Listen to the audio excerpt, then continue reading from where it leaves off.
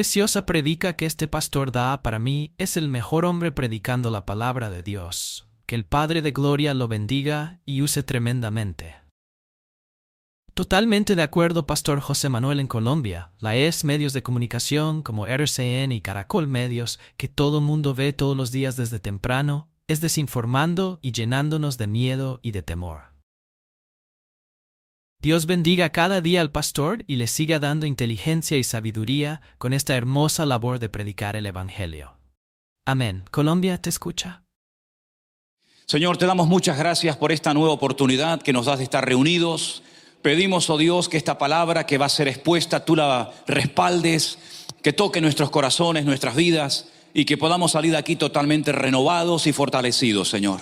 Gracias porque tú eres bueno, para siempre tu misericordia. Rogamos, oh Dios, que tú nos ministres, que tú hables a nuestras vidas, Señor, y que recuperemos nuevas fuerzas, que podamos seguir adelante caminando en victoria, Señor, marcando una diferencia en esta ciudad y en todo lugar donde tú nos pongas. Ponemos nuestra vida en tus manos, en el nombre de Jesús. Amén y amén. Gloria al Señor.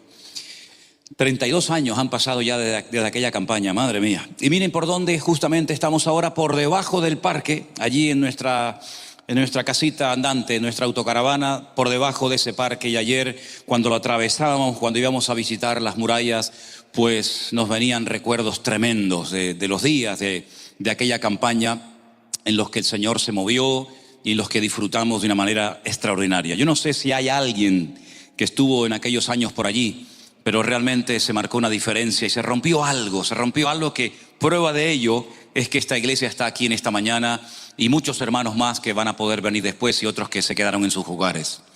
Hermanos queridos, desde el año pasado, desde el mes de marzo, ¿verdad? El mundo ha cambiado radicalmente. La vida nos ha cambiado. Prueba de ello, fijaros las distancias que tenemos que guardar los unos con los otros, las mascarillas, el aforo, que no pueden entrar todos, la economía, absolutamente todo ha cambiado.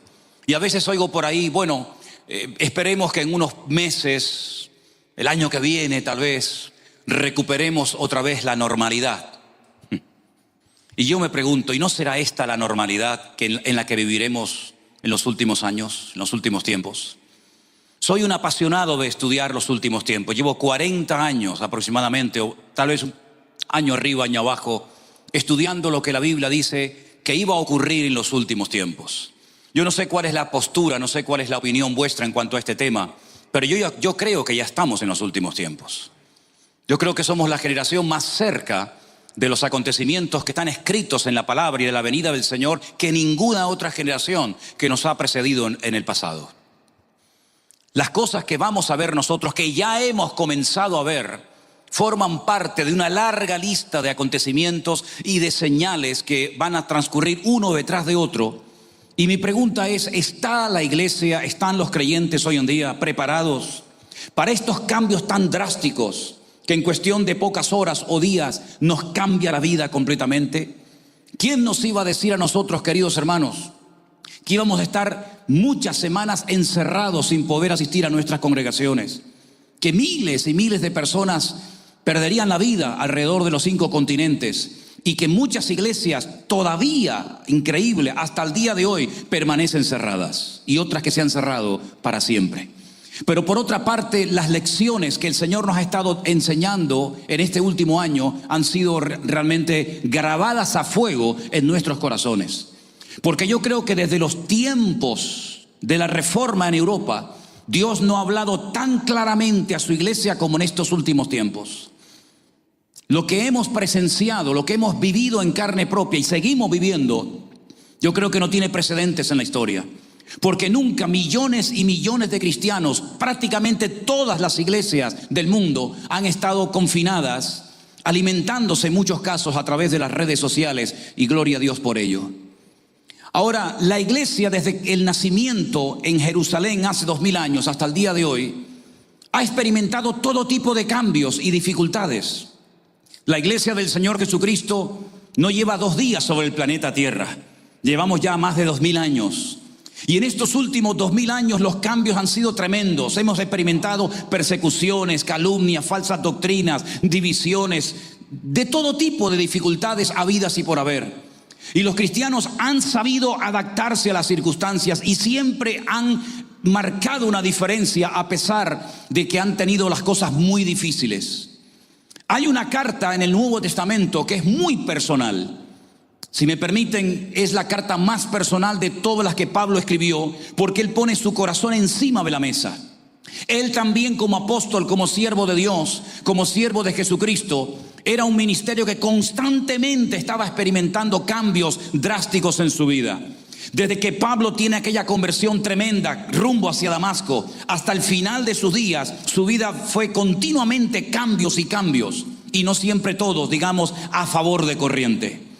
La carta a la que me refiero es la carta de Pablo a los filipenses. La escribe no desde un spa, no la escribe estando de vacaciones en un lugar hermoso turístico, sino la escribe desde una mazmorra fría y maloliente en Roma.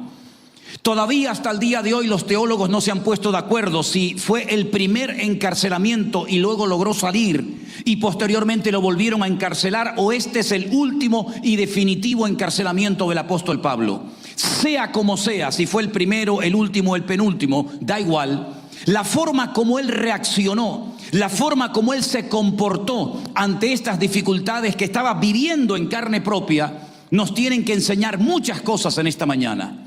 Por ejemplo, si comenzamos a leer en Filipenses capítulo 1, a partir del versículo 12, Pablo hablando dice: quiero que sepáis, hermanos, que todas las cosas que me han sucedido han redundado más bien para el progreso del evangelio.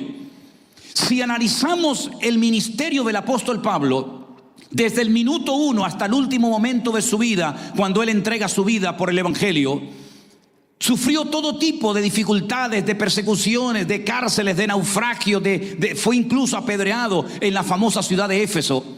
Pero él en ningún momento presenta todo eso que le ha sucedido como un fracaso, como un estorbo o como algo que ha impedido el desarrollo de la iglesia en su mundo, sino más bien todo lo contrario.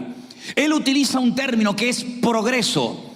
La palabra progreso para los romanos tenía que ver con un término militar y era abrirse paso en caminos que no existían. Es como cuando uno coge un machete y se va por la selva y comienza a darle golpes a los árboles, a las ramas, a las plantas, para poder abrir un surco para que los que vengan detrás puedan transitar posteriormente por él. Ese es el término que utiliza Pablo. Así como las legiones romanas se han extendido por toda Europa y por todo el norte de África y por todo el mundo conocido y han logrado conquistar docenas y docenas de lugares, el evangelio se ha ido abriendo paso, ha ido progresando, ha ido avanzando y extendiéndose y consolidándose en todas las regiones del mundo. Y a pesar de las dificultades, el evangelio ha progresado, se ha extendido y miles de personas en este momento de su ministerio ya habían conocido a Cristo. El apóstol Pablo menciona dos palabras repetidamente en la epístola. Una es la palabra evangelio. Él dice que las cosas aparentemente negativas que le habían sucedido habían redundado para el progreso del evangelio. En el capítulo 1, verso 5, él habla de que él y todos los creyentes tienen una comunión en el evangelio. Y en el versículo 7 habla de que los creyentes de la iglesia de Filipo, pastoreada por Lucas, dice que habían sido confirmados en el evangelio. Pero más adelante en el verso 17, él dice que han sido puestos en este mundo, en su época, en su generación, para defender el evangelio, para pelear a favor del evangelio. En el capítulo 1, versículo 27, él habla de vivir una vida digna del evangelio que hemos creído y aceptado en nuestra vida. Por otra parte, también en la parte final del versículo 27, habla acerca de la fe que hay que tener en el evangelio, porque es poder de Dios para salvación. Más adelante, en el capítulo 2, verso 22, él dice que ha habido personas que han trabajado con él para servir al Señor a través del evangelio. No servirse del evangelio, sino servir al evangelio. En el capítulo 4 habla de personas, habla de obreros que han combatido, que han peleado juntamente con él en el evangelio. Y finalmente, en el capítulo 4, verso 15, habla acerca de la necesidad, de la obligación, de la predicación del evangelio. Pero curiosamente, aunque repite mucho este término, esta palabra, no es la palabra más repetida en la carta. La palabra más repetida es la palabra gozo. Aparece por todas partes de la epístola. ¿Y cómo es posible que un hombre sin pastor, sin iglesia, sin Biblia, sin hermanos a su alrededor que oren por él, lo consuelen o lo animen, solo, con su espalda llena de marcas por los latigazos? Una persona que incluso confiesa cuando le escribe una carta personal a un pastor como Timoteo y le dice que en mi primera defensa ninguno estuvo a mi lado, sino que incluso hasta me llegaron a desamparar. Incluso algunos me desampararon causándome problemas, como por ejemplo Alejandro el Calderero, dice cuídate de él, como Demas, ¿verdad? Que se marchó amando a este mundo. ¿De dónde sacó fuerzas este hombre? ¿Cómo es posible que pudiera hablar de gozo en medio de una mazmorra a punto de morir? ¿Cómo es posible que este hombre hable de progreso del evangelio cuando, humanamente hablando, si un periodista lo visitara en aquellos momentos en la cárcel y le hiciera una entrevista y sacara alguna fotografía, vería a un hombre arrugado por la vida, a un hombre lleno de cicatrices, a un hombre solitario, a un hombre que no está en el mejor momento humanamente hablando? Pero él sabe perfectamente que lo que podemos expresar por fuera no coincide en la mayoría de las ocasiones con el gozo del Señor que tenemos en nuestro corazón. Por fuera nos desgastamos, por fuera envejecemos, por fuera podemos ir deteriorándonos, pero por dentro el creyente y la iglesia tiene que ir de gloria en gloria, de victoria en victoria y de bendición en bendición en el nombre del Señor. Pablo sabe perfectamente. Pablo sabe, y nosotros hoy en día con lo que está cayendo, hermanos, tenemos que tener claro que nuestro gozo, nuestra estabilidad emocional, nuestra alegría, nuestra fe no depende de la circunstancia, no puede depender del ambiente, no puede depender del hombre, sino que tiene que depender de nuestra comunión íntima y personal con nuestro Dios todos los días de nuestra vida. Si algo hemos aprendido en este periodo de tiempo, es que tenemos que convertirnos en creyentes, en cristianos autodidactas, dependiendo única y exclusivamente de nuestro Señor. Hablaba no hace mucho tiempo por videoconferencia con un pastor muy mayor de una ciudad boliviana llamada Cochabamba. Un pastor que me decía, no se imagina usted, hermano Sierra, cuántos pastores en este último año han perdido la vida por este tema del COVID y otras circunstancias. Muchas iglesias han quedado vacías, sin pastor, no hay repuesto, no hay recambio, se han quedado sin pastor. Y este pastor con más de 77 años tiene que recorrer un montón de poblaciones, visitando y consolando a los hermanos que han visto cómo su pastor ha partido a la presencia del Señor. Queridos hermanos, tenemos que aprender que todo esto que nos ha pasado y estamos viendo es simplemente la punta del iceberg de más cambios que vendrán en el futuro. No se me asuste nadie, porque la iglesia no tiene que vivir asustada ni con lloriqueos absurdos y ridículos, sino que tiene que aprovechar la coyuntura del momento para decirle al mundo que nosotros seguimos cantando en medio de la tormenta. Nosotros seguimos aplaudiendo a nuestro Dios, seguimos alabando a nuestro Dios, porque mayor es el que está en nosotros que el que viene contra nosotros. ¡Aleluya!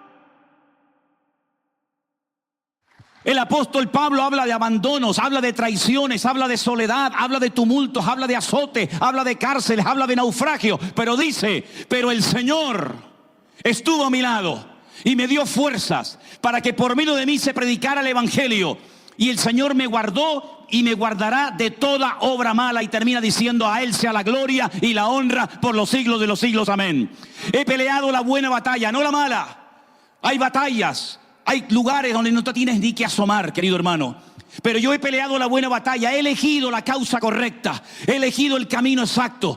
Y por lo demás me queda solamente recibir la corona, el premio, la recompensa que el Señor me dará a mí, Dios justo y fiel de toda la iglesia.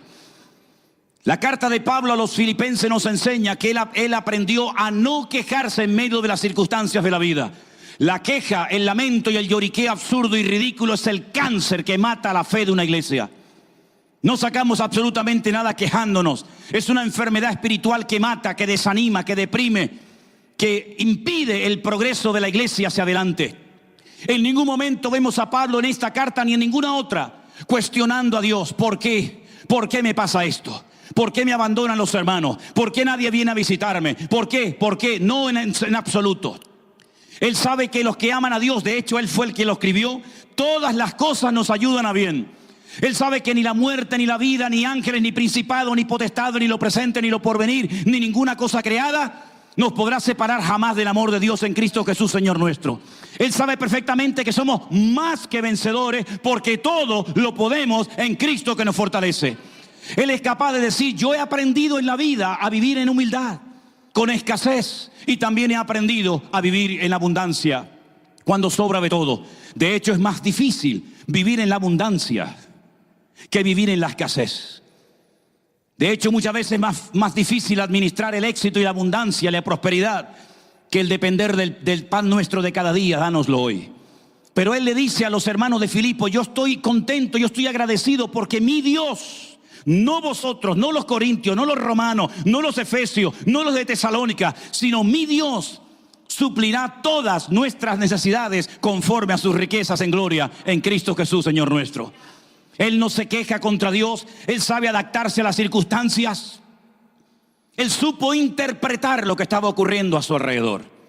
Gracias a los encarcelamientos que Pablo experimentó, tenemos hoy en día cartas preciosas en nuestras Biblias, que cada vez que las abras, dale gloria al Señor.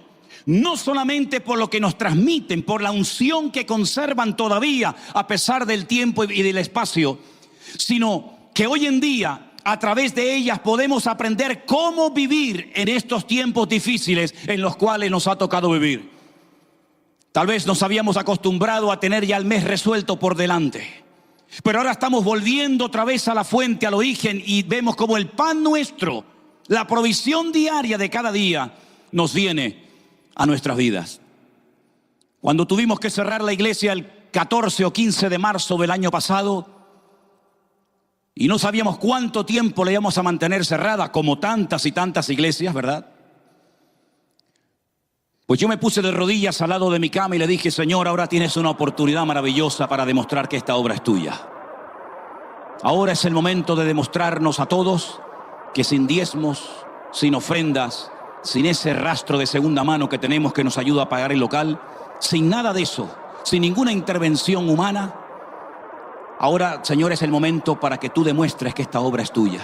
Y puedo deciros que desde el 15 de marzo del año pasado hasta el día de hoy, el Señor nos ha demostrado que es fiel, que Él es galardonador de los que le buscan, y que aquello que enseñó, que a veces nos olvidamos, que el que se encierra en su aposento y tras de sí cierra la puerta y ora a su Padre que lo ve en lo secreto, su mismo Padre, su mismo Dios que lo oye, lo recompensará en público. Comenzamos a recibir llamadas de todas partes del mundo, de Japón, de las Islas Caimán, de Australia, de Sudamérica, de Centroamérica, de Afganistán, incluso, que nos llegaron a llamar de una base norteamericana, etcétera, etcétera. Y el Señor comenzó a movilizar a toda su iglesia sobre la faz de la tierra. Y cientos, miles y miles de personas en este tiempo no solamente oyeron por primera vez el Evangelio, sino que creyentes que llevaban 10, 12, 15, 18 y hasta 20 años sin congregarse, comenzaron a acercarse al Señor en medio de aquella angustia, en medio de aquel temor. ¿Qué va a ocurrir? Estamos en los últimos tiempos. Aparecerá el dragón, aparecerá el anticristo. Mire, no apareció ni el dragón ni el anticristo, pero lo que vimos, que el Señor demostró que Él ama a su iglesia, que Él la sustenta y que Él la cuida. Lo hizo en el pasado, lo hace hoy y lo hará siempre. ¿Cuántos dicen amén? En esta carta, el apóstol Pablo vemos que en ningún momento está preocupado. Yo hago una gran diferencia entre preocuparse y ocuparse. Que el que se preocupa, lo que está demostrando es que está adelantándose a las circunstancias sin ninguna necesidad y no está creyendo en lo más profundo de su corazón que su Dios tiene todo bajo control. Dios está demostrándole a su iglesia, porque si bien es cierto que las naciones, la medicina, la economía, etcétera, ha sido sacudida y en cierto sentido hasta humillada, el trato de Dios con su iglesia en este último tiempo ha sido extraordinario. Y la forma como el Señor ha estado hablando y ministrando a su iglesia, y cómo la iglesia ha logrado está logrando salir de todas estas circunstancias, realmente nos deja a todos con la boca abierta y sorprendidos. Porque nos damos cuenta de que Dios no ha perdido el control sobre las naciones de la tierra. Porque nos damos cuenta que lo que hemos leído durante 40 años que tenía que ver con los últimos tiempos, se está cumpliendo delante de nuestras narices. Y esto es simplemente un pequeño botón de muestra de más cambios que vendrán en el futuro. Pero la iglesia tiene que dar la talla. La iglesia no puede achicarse. No podemos meter la cabeza bajo tierra. Tenemos que darnos cuenta de que somos la sal de la tierra y la luz del mundo. Y cuando la gente se quiere quitar la vida, y cuando muchas personas ya no tienen esperanza, y cuando muchas personas ya no tienen ningún deseo de vivir, ahí aparece el poder del evangelio, que cambia, que transforma, que levanta, que restaura, que bendice. Y hemos visto personas como queriéndose morir hace años, como conocimos a una hermana en Zaragoza, aunque ella es de Guinea Ecuatorial, nuestra hermana María Cristina, que vino desde Lleida para ser bautizada en un río en Zaragoza. Una hermana que no quería vivir, una hermana que llevaba 2 años planeando su funeral y que lo tenía todo por escrito, diciendo: quiero que me entierren de esta manera y que me vistan de esta forma, etcétera, etcétera. Cuando llegó la palabra de Dios a su casa, porque esa es otra, el evangelio se ha metido dentro de las casas sin tocar a la puerta ni pedirle permiso a nadie. Pues esta hermana nació de nuevo, experimentó lo que la Biblia dice, el gozo de la salvación, y hoy en día es una de las mujeres más felices del mundo, a pesar de que es avanzada en edad. ¿Por qué? Porque el evangelio transforma, cambia las vidas, como siempre lo ha hecho. ¿Cuántos dicen un fuerte amén? Pablo nunca se preocupó por lo que le estaba pasando. Él sabía perfectamente que ese era el momento en el que Dios lo tenía, y por eso en esta carta escribe algo que lo tiene que repetir 2 veces, porque Pablo, como dicen algunos, no escribía las cartas, luego las firmaba. Y cuando él está dictando la carta al que la está escribiendo, le dice en un momento de la carta: regocijaos en el Señor siempre. Y probablemente el que estaba escribiendo la epístola se le habrá quedado mirando diciendo: ¿cómo? ¿Regocijarnos? Sí, otra vez te digo, regocijaos en el Señor siempre. Filipenses 4:4.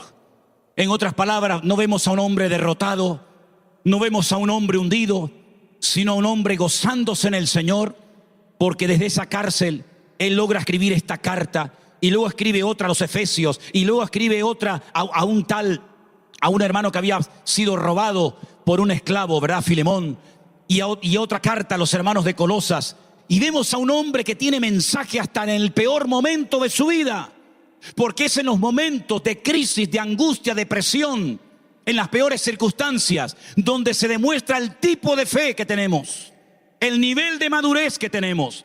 Porque las pruebas que pasamos no son producto de la casualidad ni de la injusticia de Dios en absoluto. Las pruebas que vas a pasar tú, mi querido hermano y hermana, son proporcionales a tu nivel de fe y de madurez. En otras palabras, las pruebas han sido diseñadas por Dios específicamente para cada uno de nosotros. Y el Señor nunca va a permitir que pasemos por una prueba que no podamos controlar, o que, mejor dicho, no podamos superar. Porque cuando Él da la prueba, también juntamente con la prueba viene la salida. El Señor le pidió a Abraham un hijo porque sabía que Abraham era capaz de hacer eso y mucho más. El Señor le pidió a David que se enfrentara contra un gigante porque sabía que tenía valor y estaba preparado y una puntería extraordinaria, y todo lo que le pidiera el Señor estaría dispuesto a hacerlo. El Señor nunca te va a pedir algo que tú no puedas hacer, y en el caso de que no puedas hacerlo, te va a capacitar para que puedas dar la talla y puedas marcar una diferencia en la sociedad en la cual estamos viviendo. Vivís en una parte del mundo que ayer la paseábamos por encima de esas murallas, donde hay una necesidad tremenda, donde hay poderes espirituales que han tratado de cegar y de esclavizar y de oprimir a la gente durante generaciones, durante siglos. Pero para la gloria del Señor, Dios ha plantado esta congregación en esta parte de Galicia, en esta parte de España, en esta parte del mundo, no para que pase desapercibida, no para que estemos todo el día preguntándonos cómo voy a pagar la factura y cómo voy a pagar esto y cómo voy a pagar el alquiler. No, esa no tiene que ser la preocupación de la iglesia. La ocupación de la iglesia tiene que ser cómo voy a utilizar mi puesto de trabajo, mi influencia. Porque muchas de ustedes, queridas hermanas, que habéis venido de otras naciones, os habéis metido en centenares y en miles de casas de españoles, donde nunca jamás entraría el evangelio de ninguna otra manera. Pero tenéis la oportunidad de cuidar a esa viejita, que ya sus hijos no la vienen a visitar, que ya sus nietos no quieren saber nada de ella, que es como una especie de mueble viejo que no saben ni dónde meterlo. y donde lo único que están esperando es que la vieja se muera o el viejo para ver qué le tocó de herencia. Y ahí estás con ella hasta el momento de su muerte, como una hermana que tenemos en Bilbao, que ha llevado a los pies del Señor en el último momento de su vida a 3. Y no es que tenga el ministerio de cuidar y matar a la gente, porque dirán, ostras, pues si ya han enterrado a 3, yo no contrato a esta mujer más, ¿no? Sino que el Señor le ha permitido estar hasta el último momento con esa persona, entregando su vida a Cristo, en una parte del mundo donde no se cree, donde no se quieren abrir al Evangelio, pero donde Dios ha metido a centenares de hermanas nuestras, sobre todo, en hogares de españoles cerrados, rebeldes, testarudos, y han podido escuchar el Evangelio, como aquella muchacha que fue secuestrada y llevada en unas condiciones humillantes al extranjero. Y cuando ella llega a la casa de aquel hombre rico, influyente y gran militar y famoso, la Biblia dice que ella observó que su amo tenía una enfermedad incurable, como millones de españoles tienen una enfermedad incurable, que no es, por cierto, el COVID, sino es una enfermedad que viene desde los tiempos de Adán y Eva en el jardín del Edén. Y no hay antídoto, no hay vacuna, no hay remedio contra ese virus mortal que se llama pecado. Esa joven observó a este hombre y le dijo: en mi tierra, en mi país hay un hombre que si orara y te ministrara, podrías cambiar de vida.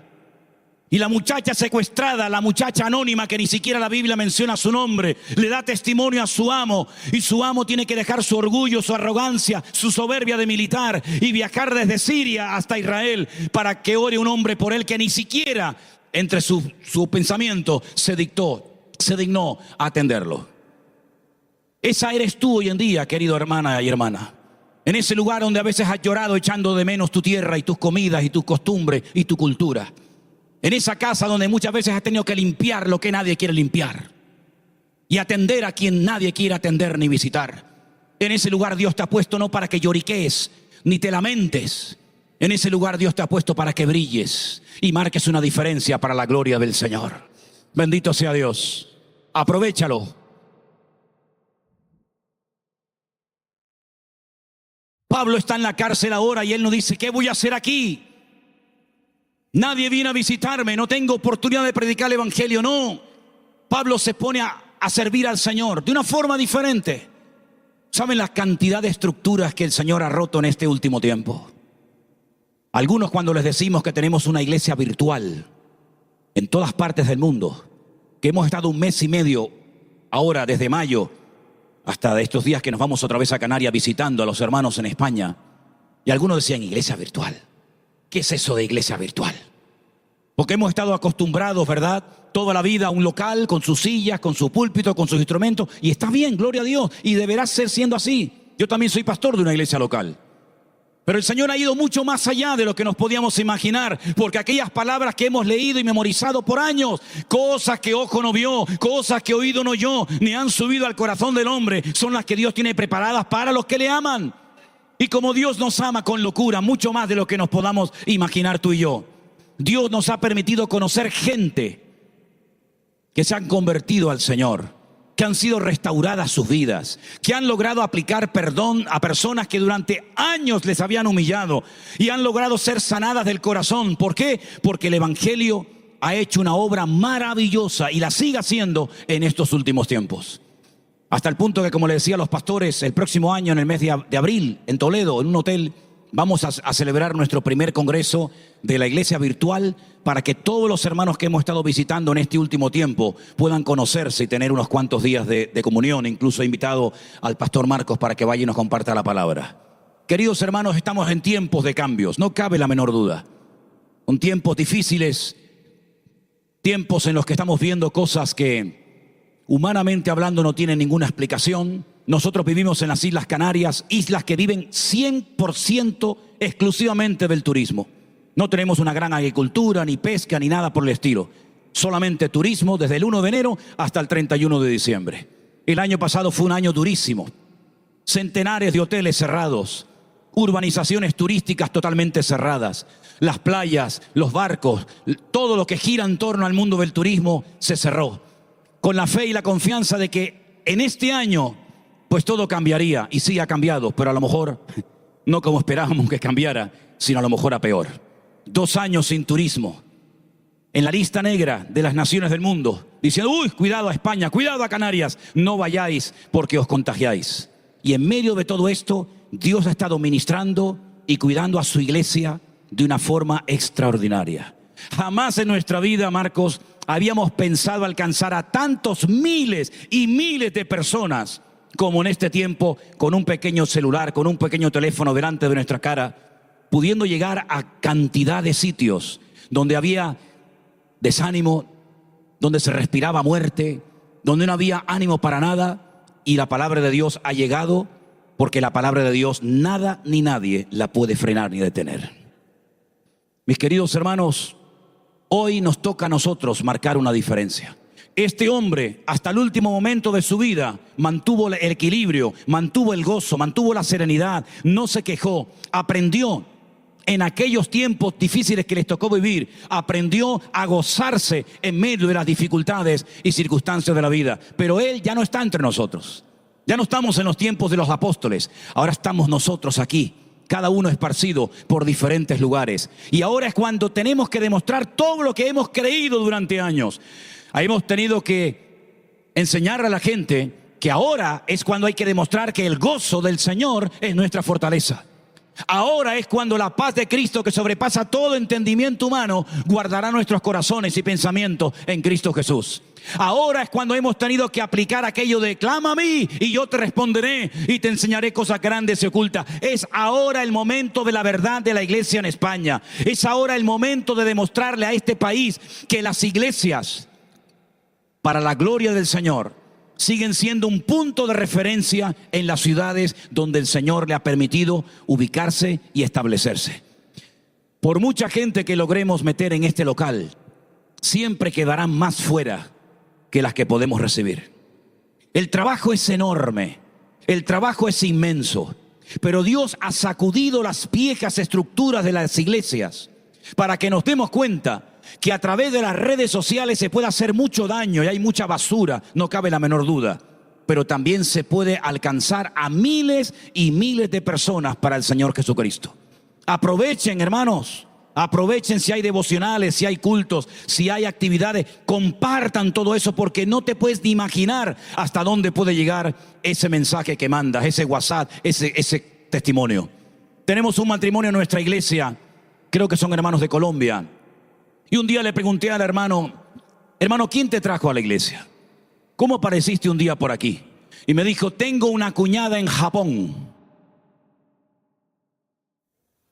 ¿Y? Mi cuñada ve vuestros cultos y los devocionales y esto del pastor online, de dar respuesta a las preguntas. Y me dijo, yo estoy viendo a un pastor que vive en tu isla. Donde tú vives, este hombre está allí. Le dio la dirección y hoy en día es uno de los hermanos más activos de nuestra congregación. Una cuñada desde Japón le mandó un link para que viera un devocional de 5 minutos. Queridos hermanos, Dios tiene tantas ganas y tanto deseo de sacudirnos que lo está haciendo al revés. Antes de venir al culto nos fuimos a tomar un café, a desayunar. Y le decía al pastor, a los pastores, hermanos, hace años, hasta no hace mucho tiempo atrás, si queríamos, por ejemplo, abrir una iglesia en Ribadeo, o en Ribeira, o en cualquier lugar de España o de Galicia, alquilábamos una casa, intentábamos contactar con el de la tienda, con el vecino, hacernos un poco sociables, hacer algo de amistad, para ver si lográbamos invitarlo un día que viniera a una reunión a nuestra casa, que a lo mejor venía, como a lo mejor no. Y pasaban los años, ¿verdad? Y por ahí habías hecho contactos. Ya hacer contacto era todo un triunfo. Y la iglesia, para que naciera y se estableciera, pasaban muchos años. Hoy en día nosotros hemos podido comprobar hasta el otro día que cuando hemos llegado a ciudades como Ciudad Rodrigo, ciudad que en mi vida había estado nunca, provincia de Salamanca, a 25 kilómetros de la frontera con Portugal, a cualquier parte donde hemos estado en este último tiempo, Ya está la gente. Es como cuando dijo el Señor: levantad y erguid vuestras cabezas, porque yo veo que ustedes están todavía con el tiempo, todavía falta tiempo y faltan 4 meses para la siega, pero yo veo que ya están preparados los campos para la siega. Hoy en día se nos presenta un gran problema, entre comillas, y es la falta de obreros. Y siempre me he preguntado, y quiero hacer esta reflexión en alta voz en esta mañana: ¿cómo es posible que si nosotros llevamos 2000 años diciendo que el gozo del Señor es nuestra fortaleza, que Él ha perdonado nuestros pecados, que nuestros nombres están escritos en el libro de la vida? Imagínense de lo que estamos hablando. ¿Cómo es posible que haya tan poca gente que quiera servir al Señor en su obra a tiempo completo? Nunca lo he entendido, y tengo 60 años, No lo entiendo. Cuando yo entendí el evangelio, cuando estaba tirado, enfermo, endemoniado hasta las orejas y con una rebeldía tremenda en mi corazón, cuando yo entendí que alguien había muerto por mí en una cruz, y que ese alguien que me había amado con locura, a pesar de cómo yo era y de cómo me estaba comportando, a pesar de que lo habían matado, al tercer día resucitó de entre la tumba.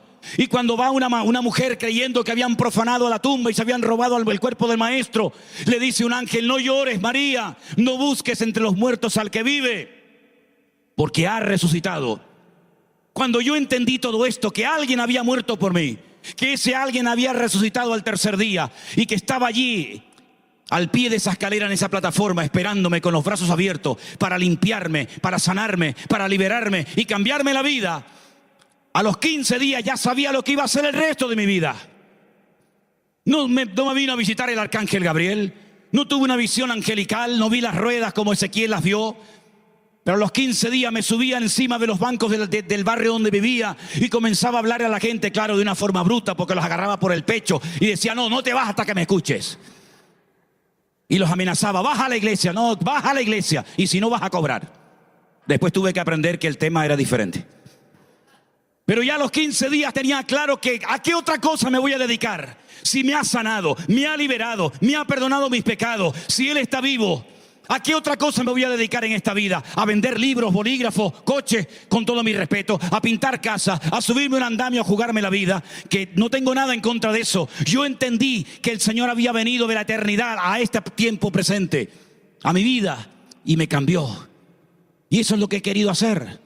Y es lo que llevo haciendo. Este año cumplimos 40 años sirviendo al Señor en este país a tiempo completo. Y lo que lamento es no tener 30 años menos, porque hay tanto por hacer. Tantos lugares donde vas y dices: Dios mío, aquí hay 15, 20 personas y no hay un pastor. Y allí hay 3 o 4 matrimonios con un hambre de Dios tremenda y no hay nadie que quiera venir aquí a atenderlos. Y uno dice: Señor, ¿hasta cuándo podremos vivir? ¿Cuánto nos podremos repartir? ¿Cuánto podremos hacer? Nos faltarán 10,000 vidas para poder hacer algo para el reino de Dios. Por eso en esta mañana quiero hacerte 2 preguntas. ¿Has aceptado a Cristo en tu corazón como tu Señor y Salvador personal? ¿Él es tu Señor? ¿O lo tienes ahí colgado en el cuello que no vale para nada? ¿O en una estampita en el bolsillo? ¿O sabe Dios dónde lo tienes metido? ¿Es el Señor de tu vida? ¿Tienes su presencia en tu corazón? Aunque no te dieran los papeles, aunque te mandara mañana una carta de expulsión, ¿mantendrías la paz y el equilibrio en tu corazón porque has sabido en quién has creído? ¿Sí o no? ¿O dependes de la justicia? ¿O dependes del gobierno? ¿O dependes de una ayuda social? ¿O dependes de Dios? ¿En quién has puesto tu confianza? ¿En quién has depositado tu vida? ¿En las manos de un gobierno, en las manos de una institución humana o en las manos de un Dios todopoderoso que venció a la muerte al tercer día? Si es así, ¿qué estás haciendo con tu vida, joven? Veo muchos jóvenes en esta mañana en esta iglesia. ¿Has pensado si la carrera que vas a estudiar es la voluntad de Dios para tu vida? ¿Lo es? Gloria a Dios, sigue con ella. Pero ¿y si no es? Si no es la voluntad de Dios lo que estás haciendo, perderás tiempo, perderás dinero, te vas a ilusionar, te vas a encariñar con la persona equivocada, con el trabajo equivocado, con el estudio equivocado, y al final llegarás a la presencia de Dios con tus manos vacías. Es tiempo de cambios, pero no solamente de puertas para afuera, sino también de puertas para adentro interiormente. Por eso quiero que cierren todos sus ojos en este momento. Ahí donde estás. Si hay alguien en esta mañana aquí entre nosotros que quieres poner tu vida 100% en las manos del Señor, para no tener ese nerviosismo, esa preocupación constante y permanente, vivir en paz, dormir en paz, poder decir, pase lo que pase, venga lo que venga, tú eres mi Rey, tú eres mi Señor. Si tú le quieres poner tu vida 100% en las manos del Señor y decirle, Señor, perdóname, perdóname porque creyendo en ti no he vivido conforme a tu voluntad. Me gustaría en esta mañana, antes de que nos despidiéramos y diéramos lugar al segundo culto, que tengas la oportunidad de entregarle tu vida al Señor que está aquí en esta mañana. Como hace 40 años me estuvo esperando en la plataforma de una iglesia, con los brazos abiertos, y vino a mí y me cambió la vida. Ven a Jesús en esta mañana, amigo mío. Ven al Señor en esta mañana. Si tú le quieres entregar tu corazón a Jesús, ponte de pie ahí donde estás. Los que nunca lo hayan hecho y pasen inmediatamente aquí, yo quiero orar por usted. Hace años lo hicieron por mí y bendito ese día. Pero hoy tal vez le toca a usted. No está aquí por casualidad, estás porque Dios te ha traído en medio de esta quinta ola en la que dicen que estamos, pero hoy pasa por aquí la ola del amor de Dios. Deja que te inunde el amor de nuestro Dios. ¿Alguien quiere entregarle su vida al Señor Jesucristo? Ahí donde estás, póngase de pie, levante su mano y estaremos orando por ti en este momento. ¿Alguien le quiere entregar su vida al Señor Jesús? No tengas ningún temor. Ahora es el momento de hacerlo. Las personas que vinieron nuevas en esta mañana a la iglesia, no se vaya de aquí sin haberle entregado su vida al Señor Jesús, al Cristo vivo y resucitado de la gloria. ¿Alguien le quiere entregar su corazón a Jesús por primera vez en su vida? Amén. ¿Algún joven que está en la iglesia en esta mañana, algún hermano, reconoce que con su vida no estás sirviendo verdaderamente al Señor como deberías, pero quieres tomar decisiones, quieres atreverte a hacer cambios drásticos en ti? Si quieres entregarle tu carrera, tu juventud, tus recursos al Señor, ahora también es el momento de hacerlo. Ahí donde estás, dile, Señor Jesús, entendemos que hoy tú nos llamas a servirte en tu reino y en tu obra, Señor. Entendemos que hoy, Señor, es un tiempo de cambios, donde tú me estás confrontando con lo que estoy haciendo con mi vida. Te ruego, oh Dios, que me uses, Señor, que quites el temor, y que pueda tener esa paz de Cristo en mi corazón, para que lo que haga con mi vida te agrade a ti cada día, Señor. Enséñame a gozarme en medio de la tormenta. Enséñame a disfrutar de mi comunión contigo, a pesar de las cosas que están ocurriendo en el mundo, Señor. Te doy gracias en esta mañana, Dios mío, por tu paciencia conmigo.